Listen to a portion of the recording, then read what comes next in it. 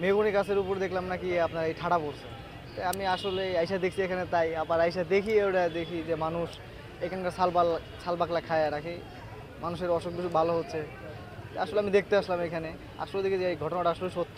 আমি ওই সাদাতপুর জামিত্বের থেকে নিয়ে আসছিলাম, আমার বইয়ের বিষ ব্যথা ছিল, আমি নিয়ে এসে দেওয়ার পরে এটা ব্যবহার করার পরে উনি উপকার হয়েছিল, তারপরে হারাই গেছিল, মাথায় বাধা ছিল, হারাই গেছিল, আর পায়ও না।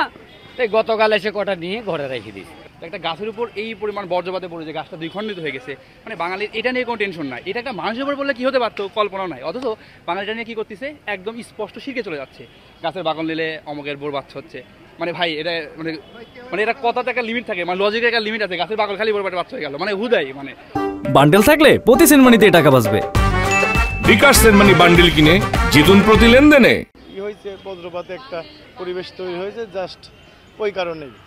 তাছাড়া এইটা শাল বাকলা নিয়ে কিছু হবে বা কঙ্কাল পুরা কঙ্কাল দিয়ে কিছু হবে এমন কোনো কিছু।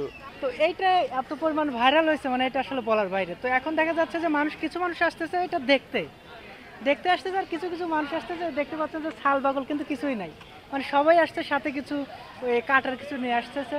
তো কেউ দেখতে আসতেছে, কেউ আবার এই ছাল নিতে আসছে। বিভিন্ন নিউজে দেখতে পাই যে এই গাছের এই অবস্থা, অনেক মানুষ আসছে, বিভিন্ন বাজে নিউজ ছড়াচ্ছে, কিন্তু এগুলোর পিছনে আসলে ছুটা ঠিক না। আমরা এই ডিপার্টমেন্টের স্টুডেন্ট, আমরা জানি এগুলো, তো আমরা দেখতে আসতেছি, এগুলো ভালো লাগতেছে, কিন্তু সব গুজব ছড়ানো আসলে ঠিক না। আমরা এই গাছ থেকে দুইটা শিক্ষা নিতে পারি, সেটা হচ্ছে যে মানুষের জীবন কত ক্ষণস্থায়ী হতে পারে। এই যে সামান্য একটা বিদ্যুতের ফুলকি দিয়ে আল্লাহ তাআলা এরকম একটা গাছকে ভেঙে দিছে। তো আল্লাহ তাআলা আমাদের যে জাহান্নামের যে আযাব, কষ্ট, মৃত্যুর যে যন্ত্রণা, এগুলো এখান থেকে আমরা শিক্ষা নিতে পারি। বান্ডেল থাকলে প্রতি সেনমানিতে টাকা বাঁচবে। বিকাশ সেনমানি বান্ডেল কিনে জিতুন প্রতি লেনদেনে। যেহেতু গাছের থেকে আমরা এত কিছু উপকার পাই, সেহেতু গাছের প্রতি আমাদের একটা অন্যরকম শ্রদ্ধাবোধ বা কৃতজ্ঞতাবোধ। এই কৃতজ্ঞতাবোধের থেকে আমাদের গাছের প্রতি একটা বিনম্র শ্রদ্ধা, এবং এই জন্য আমরা মনে করি গাছকে বাঁচালে পরিবেশ বাঁচবে, এবং আমাদের যে ধর্মীয় ভাবগম্ভীরের মধ্য দিয়ে আমরা এই গাছকে জাস্ট প্রয়োজনীয় অর্থে শ্রদ্ধা করি বা মাথা নত করি। আমার মনে হয় বেশিরভাগ এখানে আসতে সনাতন ধর্মের লোকজনই বেশি আসছে, মুসলমানরা একটু কম আসছে। তারপর দেখা যাচ্ছে হিন্দু ধর্মের লোকজন একটু বেশি আসছে, গাছের বাকল, গাছের ছাল তুলে নিয়ে যাচ্ছে। আসলে এটা ঠিক না।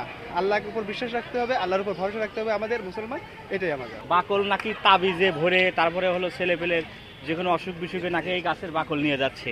তা আমিও দেখতে আসলাম যে আসলে সত্যতা কি, এই কারণে আমার হলো এই গাছটা দেখতে আসলাম।